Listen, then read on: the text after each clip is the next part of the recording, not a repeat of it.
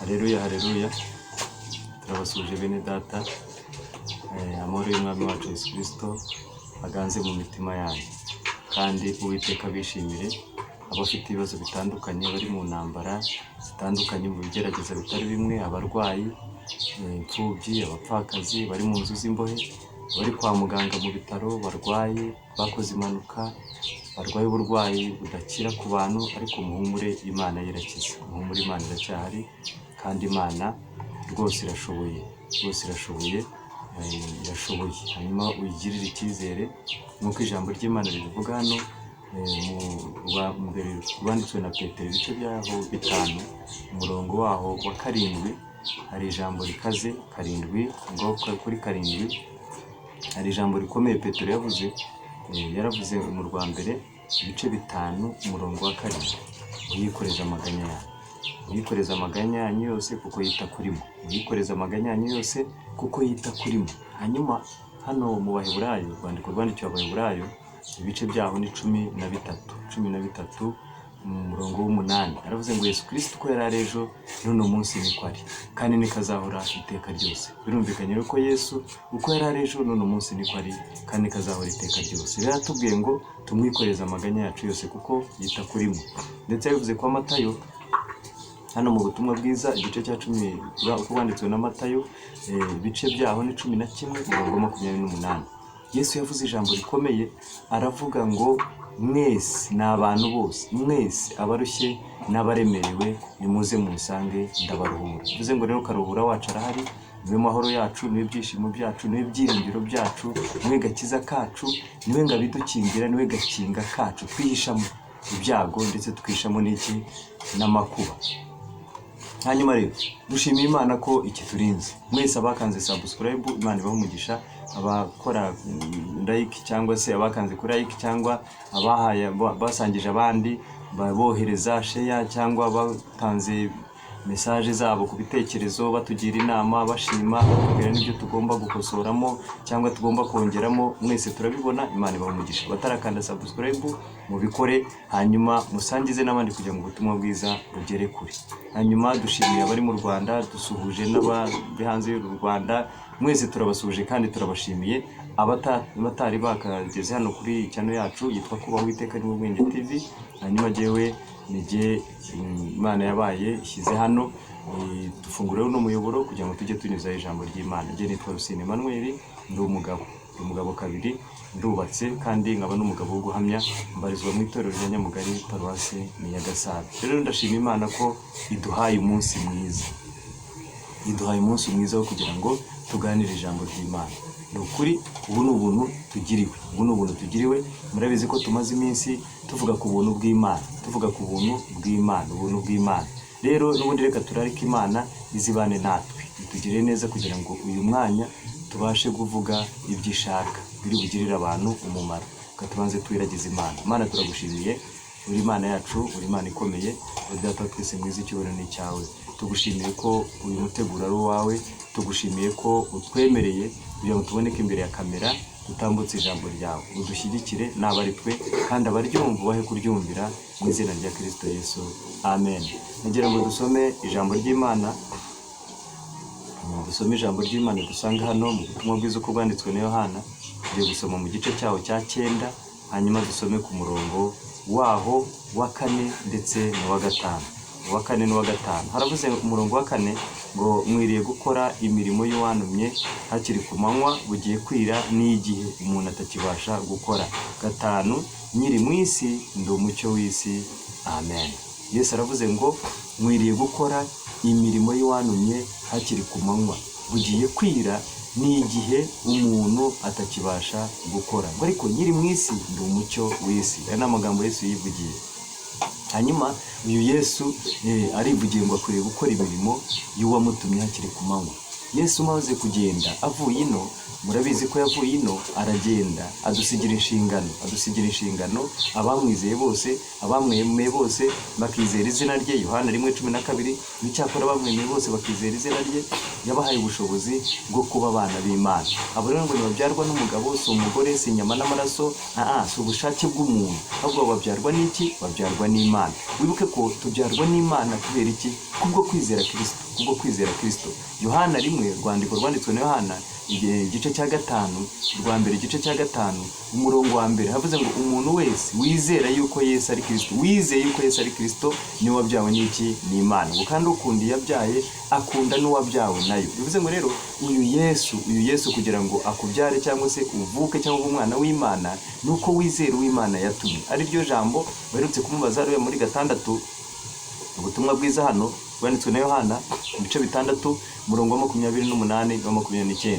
Baramubajije ngo dukore dute, n'iki twakora kugira ngo dukore imirimo w'Imana cyangwa se dukore imirimo y'Imana. Yesu arabwira ati mwiye kwivuna, mwe kwirushya, umurimo w'Imana nguyu nuko mwizera uwo yatumye. Mwizere uwo yatumye. Niwizere uwo yatumye nibwo azagushoboza gukora ibyo uwo wamutumye ashaka. Kuko utizeye Yesu ntiwamenye n'ubundi icyo uzakora. Nose uzabikora utahawe uburenganzira, uzabikora ute n'ubundi utabizi, utarabitorejwe cyangwa se utarabyigishijwe, urumva byakunda? Yesu rero aravuze ngo mwere gukora imirimo y'abantu myakiri ku manywa, bugiye kwira n'igihe umuntu atakibasha gukora. Hanyuma Yesaya waherutse kuvuga ijambo rikomeye muri 55 kuko Yesaya yabivuze abwira abantu bariho cyangwa se natwe arimo kutubwira ijambo riracyatureba, nubwo ababwirwaga ari cya gihe Yesaya arimo bihanura, ariko ijambo ry'Imana nirisaza. Ijambo ry'Imana niko Yesu yavuze ijambo rikomeye hano yego n'ubundi reka naryo ndirebe nyuma mbone kugaruka hano mu butumwa bwiza uko bwanditswe na Luka. Ubutumwa bwiza uko bwanditswe na Luka igice ni cya 21 umurongo waho ni uwa 33. Umva uko Yesu yavuze 33. Yesu yavuze amagambo akomeye. Yaravuze ngo ijuru n'isi bizashira, ariko amagambo yanjye ntazashira na hato. Ijuru n'isi bizashira, ariko amagambo yanjye ntazashira na hato. Hanyuma nshatse iki rero? Ukuri gukora imirimo yo gutumya kiri ku manywa, bugiye kwira n'igihe umuntu atakibasha kugera gute? Atakibasha gukora. Yesaya wavuze ngo iki rero? Imirimo y'Imana ni iyi, no kwizera uwo mwagize gute? Uwo yatumye. Kwizera uwo yatumye niko Yesu atubwiye kwa Yohana. Ariko hano kwa Yesaya 5:5 umurongo wa 6 uko havuze. Haravuze umurongo wa 6 n'uwa 7 ngo nimushaka Uwiteka bigishoboka ko abonwa, nimumwambaza akiri bugufi. Umunyabyaha nareka ingeso ze, ukiranirwa nareka ibyo yibwira, agarukira Uwiteka nawe aramugirira ibambe, agarukira Imana yacu kuko izamubabarira rwose pe. Mwabyumvise neza rero, tugarukira Imana. Niwajya kuvuga ibyo utazi, niwajya kuvuga ibyo utatoje, niwajya kuvuga ibyo utatumwe, kuko uyivuga ibyo utatumwe n'ubundi nambaraga bigira. Mwibuke ko ubutumwa bwiza ni iki? Ubutumwa bwiza ni iki? Urwandiko katureba hano, ubutumwa bwiza turebe icyo budusobanurira cyangwa se icyo butubwiye. Ubutumwa bwiza ni iki? Ni urwandiko Paul yandikiye Abaroma igice cya 1 umurongo wa 16. Ubundi ubutumwa bwiza ni iki? Ubwo kwavuze 16. Erega ubutumwa bwiza ni bunkoze isoni, kuko ari imbaraga y'Imana ihesha uwizera wese gukizwa, wereka umuyuda ukageza kumugira iki? Kuko muri bwo ari namo gukiranuka kuva ku Mana guhishurirwa, guheshwa no kwizera kugakomezwa nako, nk'uko byanditswe ngo ukiranuka azabeshwa no kwizera. Amen. Babyumvise neza rero? Ubutumwa bwiza ni imbaraga y'Imana ihesha uwizera wese ukizwa. Imbaraga y'Imana ninde rero? Ni Yesu. Imbaraga y'Imana ninde? Ni Yesu. Niwe Imana yohereje cyangwa se niwe Imana yatumye kugira ngo aze mu isi gukiza abantu ibyaha byabo. Niwe mbaraga y'iki? Y'Imana ihesha uwizera wese gukizwa. Uyu Yesu niwe uduhesha kugira gute? Niwe uduhesha gukizwa. Mwibuke ko uyu Yesu aje gukuraho icyaha cyazanywe n'umuntu wa mbere, wabyawe n'umugore, hanyuma Yesu we azaje aturutse mu ijuru, aje kugira ngo noneho nawe avukire mu mugore, wa mugore wakoze icyaha kera, Yesu wavuke nta cyaha cyabaye, hanyuma avuke nk'umuntu afite inyama n'amaraso, hanyuma ejo azadupfire kuri cya giti, igiti umugore yacumuyeho muri ya ngobyi ya Edeni. Iki giti umugore yacumuyeho akarya ku rubuto, agaha n'umugabo we Adamu, hanyuma Imana ikabaca, yamara kubaca ubwo bakaba bambuwe bwa bugingo na bwa butware na bwa burenganzira na kwa kudapfa. Ibyo byose bigahita birangira, bakinjiza urupfu, bakinjiza imibabaro, bakinjiza akaga, umuvumo ku buzima bwabo ndetse n'umuvumo ku isi. Hanyuma rero uyu Yesu waruje,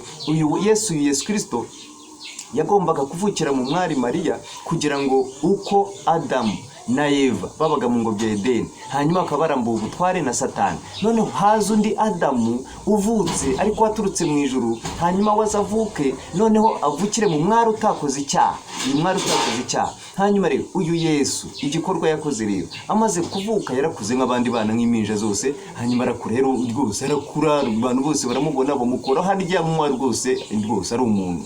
Hanyuma rero byaje kurangira uyu mwami wacu witwa Yesu, cya giti umugore yariyeho agaha no ku mugabo we kera mu ngobyi ya Edeni, ni nacyo giti uyu yagomba kubambwaho kugira ngo umuntu wese nk'uko Adamu wa mbere yakoze ibyaha akazanira abantu bose ibyaha, nk'uko Adamu wa mbere yakoze ibyaha akazanira abantu bose urupfu, hanyuma kubwo kutumvira ni nako uyu nguyu agomba kumvira. None yamara kumvira icyo gikorwa akoze, abantu bose bamwizereyemo cyangwa se bamwizeye, muri we bagahererwamo ubugingo, muri we bagaherwamo ubugingo, muri Yesu, muri we, kuko bizeye uyu watsinze icyaha, uyu wanesheje icyaha, ari we Yesu Kristo, hanyuma abantu bose bamwizereyemo bagahabwa ubugingo. Reka turisome, riri hano mu Baroma ibice 5 umurongo wa 10 duhere ku wa 12. Yesu yaturokoye iteka ryazanywe n'igicumuro cya Adamu. Yesu yaturokoye iteka ryazanywe n'igicumuro cya Adamu. Bivuze ngo Adamu wa mbere, Adamu wa mbere, Imana yaremye wa mbere, yaremye igitaka cyangwa se yafashe igitaka, kuko mu Itangiriro 1:26 ndetse no mu gice cya 2 uraza kubisangamo. Mu Itangiriro uraza gusanga uyu mugabo witwa Adamu, Imana yarabumbabumbye cyangwa se irema ikintu kiraho cy'igitaka, irakibumbabumba iremamo umuntu. Ariko iravuga muri 1:26 ngo Imana iravuga iti tureme umuntu ase natwe, agira ishusho yacu, atwara inyoni n'ibisiga n'amafi yo mu nyanja n'ibiguruka mu kirere.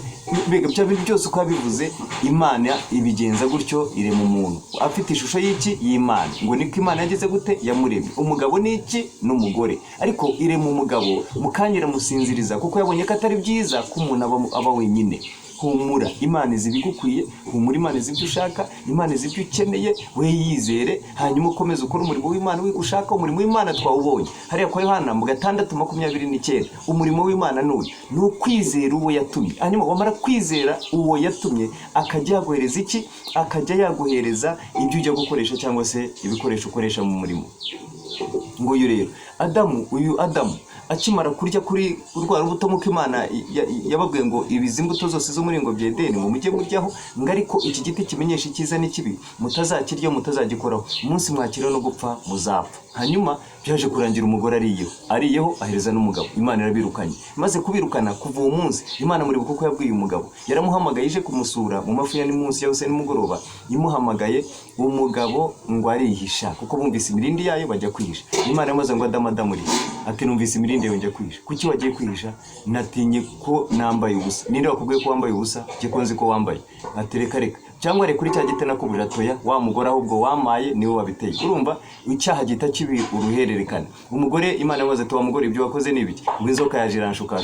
Muri make kamere muntu nuko umuntu ateye, umuntu nuko ameze, umuntu nuko aremetse, nago yemera icyaha. Ariko Yesu yabyivugiye neza. Yavuze neza kwa Yohana igice cya 1 umurongo 12 ngo icyakora abamwemeye bose bakizera izina rye, yabahaye ubushobozi bwo kuba abana b'Imana. Mu Migani ibice bya 15 umurongo 8 hari ijambo rikomeye, haravuze ngo gusenga cyangwa se gusenga k'umunyabyaha ni ikizira kuwiteka. Ubwo ni mbega bivuga ngo igitambo cy'umunyabyaha ni ikizira kuwiteka. Gusenga k'umunyabyaha ni ikizira kuwiteka, ariko ariko urumva igitambo cy'umunyabyaha mbega ni ikizira kuwiteka, ariko gusenga k'umukiranutsi kugira gute kuramunezeza. Wumvise neza rero iki gitambo cy'umunyabyaha yatamba, uko gusenga umunyabyaha yasenga, ntabwo iryo sengesho Imana yaryumva, kuko haba ari urukuta ruri hagati yawe n'Imana rugutandukanye nayo. Hanyuma urukuta kugira ngo ruveho hagati yawe n'Imana haba harimo umworera munini. Ikiba gisabwa ni iki rero? Nuko Yesu ajya hagati akaba ari we umuhuza wawe n'Imana. Mu gihe Yesu atarimo hagati ngo akubere umuhuza n'Imana, cyangwa se uce muri Yesu, uyu mworero urimo hagati ntabwo ushobora kugera kuri Yesu.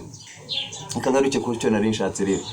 Hanyuma ubwo urumva ko bakimara kurya kuri urubuto, umugabo yahise avumwa, inzoka iravumwa yashutse uyu mugore, umugore aravumwa, ubutaka buravumwa. Ubwo tayari bazanye iki? Bazanye urupfu gutyo. Kandi Imana yari yabahaye kubaho neza banezerewe, mbega turabo yaremye, ituremeye imirimo myiza muri Kristo Yesu, yatwiteguriye muri Kristo Yesu kugira ngo tuyigenderemo, twumvira Imana, tugenda uko Imana ishaka, tugenda mbega dukora ibyo Imana ishaka, tunezere nta rupfu. Tayari kutumvira, cyaha cyo kutumvira kiba kizanye iki? Icyo cyaha kiba kizanye urupfu, kiba kizanye mbega kuzabaho tubabara, kuzabaho turwaragurika, ukabaho iminsi ariko ukazageraho ugapfa. Murabizi ko abo bantu b'iyo minsi bagiye barama bakamara imyaka igera muri 900, ndetse umugabo witwa Metusela, uyu Metusela we yararamye agera mu myaka 969. niwe muntu wabayeho mukuru kurusha abandi. Adamu wa mbere Imana yabanje kurema we yagize imyaka 930 abona gupfa 900. Ikinyejana haburaho imyaka 70 ngo kirangire. Ikinyejana imyaka 100, bamba imyaka 1000, haburaho imyaka ubwo ni imyaka 1930. ubwo urumva ko haburaga imyaka ingahe? Haburagaho imyaka 70 kugira ngo yuzuze ikinyejana.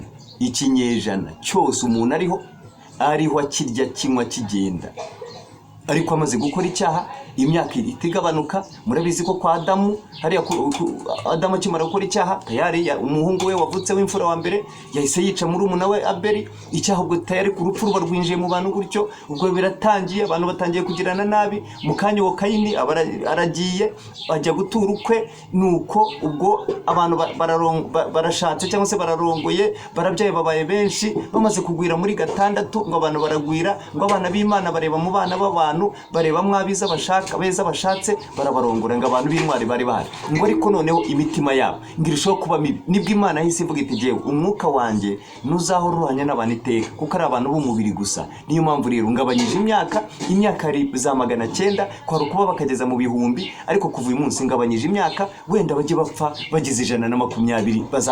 Nzajya niyanganira wenda iyo ngiyo mbane n'umuntu umeze gutyo. Ariko muri icyo gihe umugabo witwa Enoki we wa 7 pfiriya, we uyu mugabo yabanye n'Imana, abana n'Imana. Nubwo byari bimeze bityo, we yabanye n'Imana, ngo agendana n'Imana, akajya agendana n'Imana, ahagiye akaba ari kumwe n'Imana, mu myambarire akaba ari kumwe n'Imana, mu rugo rwe ari kumwe n'Imana, mu kazi ari kumwe n'Imana, agendana n'Imana, yitwara neza, ngo abana n'Imana. Imana imubonye ngibone umuntu adakwiye gukomeza kubina, nibwo Imana yamwimuraga, ngimwimurira mu ijuru, agenda adapfuye. Uwo ni Enoki, Imana yacu ishimwe.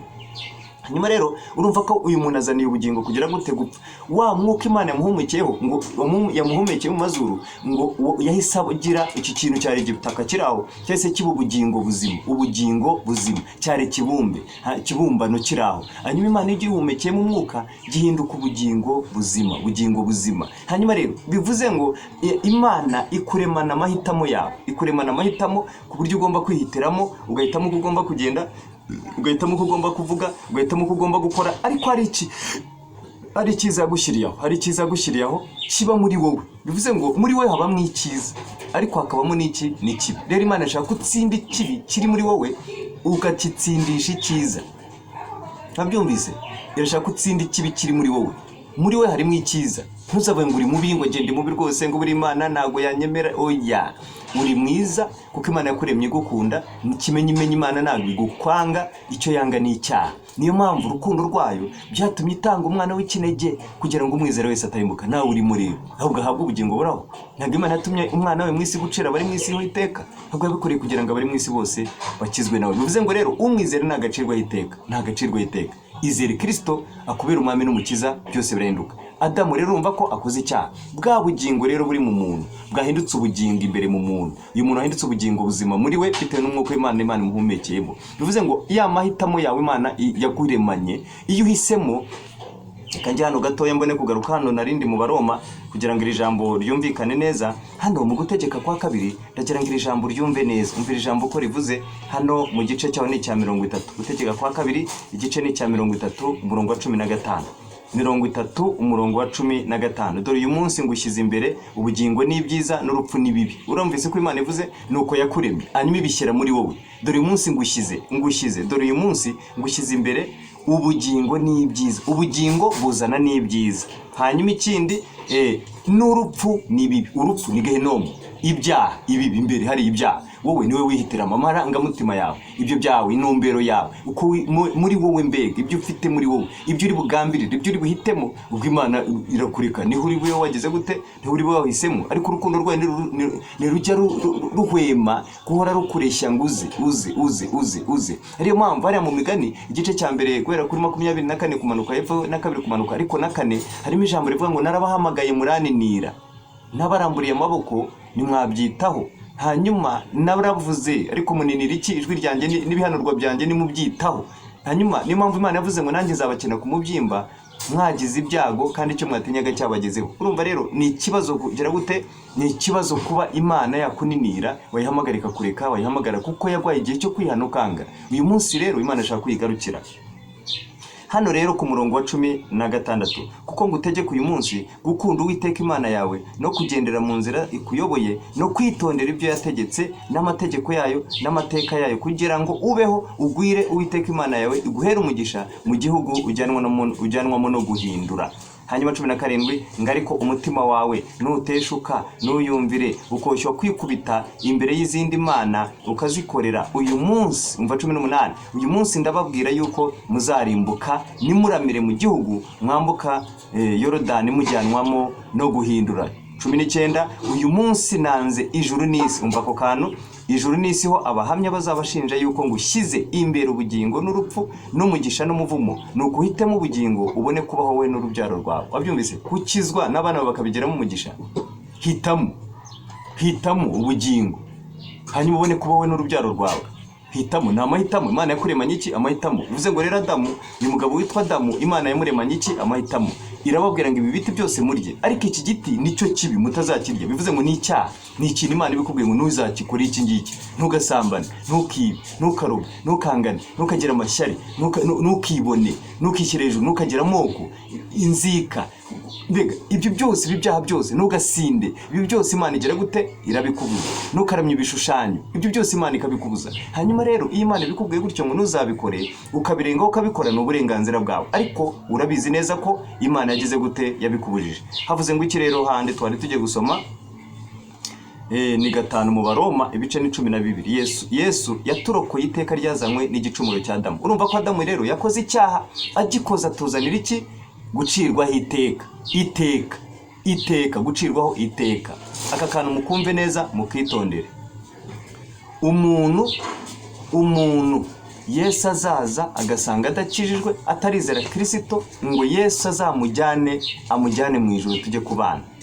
Uyu muntu bivuze ngo utazabona ubugingo, udafite ubugingo buhoraho, utazabana na Kristo nk'umwami, ari umwami we cyangwa se yaramwizenga mu umwami n'umukiza, azamujyane. Uyu muntu nawe azajya mu nyanja, harazajya kwa sebuja aho yakoreye, azajyanwa mu nyanja y'umuriro n'amazuku, ariyo rupfu rwa kabiri. Hanyuma uwize Kristo azabana n'Imana, azabana na Yesu, azabaho ubudapfa, nawe azabaho iteka ryose, aba mu bugingo, abana na Yesu nta kibazo afite. Hanyuma ibi bintu mubyumvise neza, hari ukubaho iteka unezerewe ubana nande? Ubana na Yesu.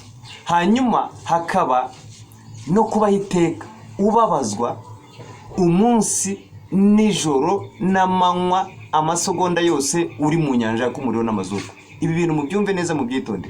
Ntabwo abantu bazajya gihinomu bazashya ngo bapfe, bazahora bashya. Ariko n'abazajya mu bugingo bw'iteka bazahora banezerewe, bazahora baguwe neza. Nta rupfu ruriyo, nta byago, nta nzara, nta makuba, nta kaga kariyo, byose bizaba byararangiye. Ibyo bintu mubyumve neza. Ibyahishuwe reka majye hanyuma ndagaruka hano, ariko tumaze gusoma hano ni 13. Ni ibice 14 byashuriwe Yohana, ibice 14 guhera ku murongo w'9. umva ko havuze, haravuze ngo marayika wundi wa gatatu akurikiraho avuga ijwi rirenga ati, umuntu naramya ya nyamaswa n'igishushanyo cyayo agashyirwaho ikimenyetso cyayo mu ruhanga rwe cyangwa ku kiganza, uwo niwe uzanywa ku nzoga ariyo mujinya w'Imana yiteguwe idafunguwemo amazi mu gacuma k'umujinya wayo, kandi azababazwa n'umuriro n'amazuku imbere y'abamarayika bera n'imbere y'umwana w'intama. Umwotsi wo kubabazwa kwabo ucumba iteka ryose, nibaruhuka ku manywa na nijoro. Abaramya ya nyamaswa n'igishushanyo cyayo, umuntu wese ushyirwaho ikimenyetso cy'izina ryayo, aho niho kwihangana kw'abera kuri, bitondera amategeko y'Imana bakagera kwizera nk'ukwa Yesu. Numva ijwi rivugira mu ijuru rimbwira riti, andika utuhereye none, hahirwa abapfa bapfira mu mwami wacu. Umwuka nawe aravuga ati, ye ngo baruhuke imihati yabo, kuko imirimo yabo ijyanye nabo ibakurikiye. Babyumvise neza rero, imirimo yabo ijyanye nabo ibakurikiye. Abo hahirwa abapfa bapfira mu mwami, nubwo bakurenganya, nubwo bakwica, bakakwica ariko nta kibazo ufitanye n'Imana, nta kibazo. Ntago babisha iki, ntago babisha ubugingo, babisha umuntu w'inyuma. Iki gitaka n'ubundi gisubira mu gitaka. Ariko ikibazo kibabaje ngiki cyangwa se agahinda nakahe, ni umuntu upfa imbere agapfa umuntu w'imbere, hanyuma ikinyuma tugakomeza kubona kimeze neza, ariko imbere yarapfuye. Kandi uw'imbere mwibuke ko Imana yahumekeye mu muntu umwuka wayo, hanyuma umuntu ahinduka ubugingo buzima. Bivuze ngo uyu mwuka w'imbere, bivuze ngo iyo haje mwuka w'Imana cyangwa se mwuka wa Yesu, mwuka wa Yesu atanga, mwuka wera yaje akajya muri wa mwuka wari usanguza ufite ari we bugingo buba muri wowe, hanyuma ubugingo buhinduka ubugingo buzima. Ubugingo buzima bukabuhawe ubudahangarwa, bukabuhawe bwa budahangarwa twahoranye kubwo kwizera Yesu. Akaba yongeye yohereje umwuka we akaza muri twakongera kutuvugurura tukaba bashya. Wa wundi warapfuye imbere wa kera kubw'icyaha cya wa wundi wa kera, none ugahabwa kongera kubaho ukaba muzima kubw'uwo mwuka w'uwo Yesu yatwoherereje. Hanyuma mwabyumvise neza rero, aba ngaba ngo babazwe iteka ryose, nibaruhuka umwotsi umuriro bihora bicumba. Subire mu Baroma, hanyuma ariho tuba dufungiye. Hanyuma havuze ngo iki, ngo kuko bimeze bityo nk'uko ibyaha byazanywe mu isi n'umuntu umwe, urupfu rukazanwa n'ibyaha, niko urupfu rugera ku bantu bose, kuko bose bakoze ibyaha. Amategeko ataratangwa, icyaha cyahozeho mu isi, ariko nawe kibarwaho amategeko adahari. Icyakora uhereye kuri Adamu ukageza kuri Mose, urupfu rwatwaraga ndetse n'abatakoze ibyaha bihwanye n'igicumuro cya Adamu wasuraga uwajyaga kuzaza. Ariko impano y'ubuntu bw'Imana ntigira ihuriro n'icyo gicumuro, kuko ubwo igicumuro cy'umwe cyateye abantu benshi urupfu, niko ubuntu bw'Imana n'impano y'ubuntu bw'umuntu umwe ari we Yesu Kristo byarushijeho gusaga kuri benshi. Iherezo ry'ubwo buntu nirigira isano n'iry'icyaha cy'uwo muntu umwe, kuko iherezo ry'icyaha ryari iryo gucirwaho iteka, naho iherezo ry'iyo mpano y'ubuntu yatanzwe kubw'ibicumuro byinshi ni ugutsindishirizwa. Amen. Kuko ubwo igicumuro cy'umwe cyateye ko urupfu rwimikwa n'umwe, ni nako abahawe ubuntu busesekaye n'Imana yo gukiranuka baruzarushaho kwimikanwa ubugingo n'umwe ari we Yesu Kristo. Nuko rero ubwo igicumuro cy'umuntu umwe cyateye ko abantu bose bacirwaho iteka, ni nako icyo gukiranuka cyakozwe n'umuntu umwe cyahesheje abantu bose gutsindishirizwa bagahabwa ubugingo. Amen. 19. Kandi nk'uko kutumvira Imana k'umuntu umwe kwateye ko abenshi baba abanyabyaha, niko no kuyumvira kumwe kuzatera ko abenshi baba abakiranutsi. Imana ishimwe. Mwabyumvise neza rero, igicumuro cy'umwe cyateye ko abantu bose baba abanyabyaha, hanyuma no kumvira Imana kumwe kutuma abantu bose bahinduka iki? Abakiranutsi. Kwizera Kristo Yesu, kwizera Kristo Yesu nicyo usabwa gusa, ibindi byose ntago bikureba, ibindi byose ukabimuhare. Izere Kristo, injira amaraso ya Yesu, injira amaraso ya Yesu, injiramwo nawe akwinjiremo, hanyuma amaraso ya Yesu akuhagire, agukureho umwanda, agukure ikizinga n'umunkanyari, hanyuma bazakwishyire utariho umwanda wari wose. Umuntu umaze kwizera Kristo Yesu yavuze ngo iki hano, ndetse tunasoreza aho ngaho. Mvuko yavuze kugira ngo dusoze hano mu gice cyaho mu icya 11 umurongo wa 23. Yesu aramubwira ati, Yohana ubutumwa bwiza 11:23, Yesu aramubwira ati, musaza wawe azazuka. Mariya aramubwira ati, nzi yuko azazuka mu muzuko wo ku munsi w'imperuka. Yesu aramubwira ati, nijye kuzuka n'ubugingo, unyizera naho yaba yarapfuye azabaho, kandi umuntu wese ukiriho unyizera ntazapfa iteka ryose. Mbese wizeye ibyo? bivuze ngo kwizera Kristo ntago uzapfa iteka ryose, nunapfa Yesu azakuzura. Gupfa rero kuvuzwe ntago ari ugupfa kuri iyo ubona ngo umuntu bamushyinguye ngo niko gupfa. Reka da, gupfa hari umuntu upfa mu bugingo, niko kabazo ne nako gahinda. Hanyuma rero uyu muntu bivuze ngo Yesu iyo amaze kukugeraho, Yesu naza tukiri ino tutari twava muri uyu mubiri, tuzahindurwa mu kanya gato nk'ako guhumbya, ariko nanone naza twaramaze gusinzira turi mu gitaka, azahamagara amazina natwe tuzumva yacu, hanyuma tuzuke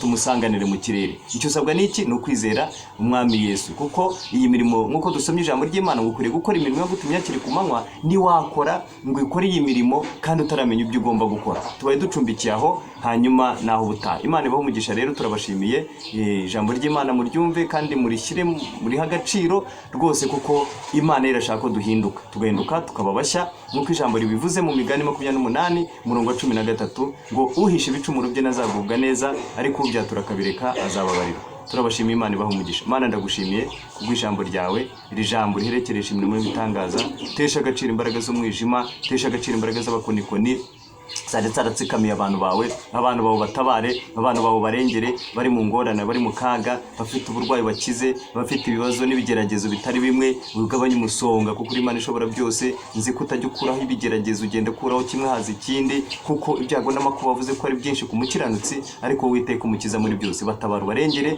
weshe icyubahiro kuri bo mu izina rya Kristo Yesu. Amen.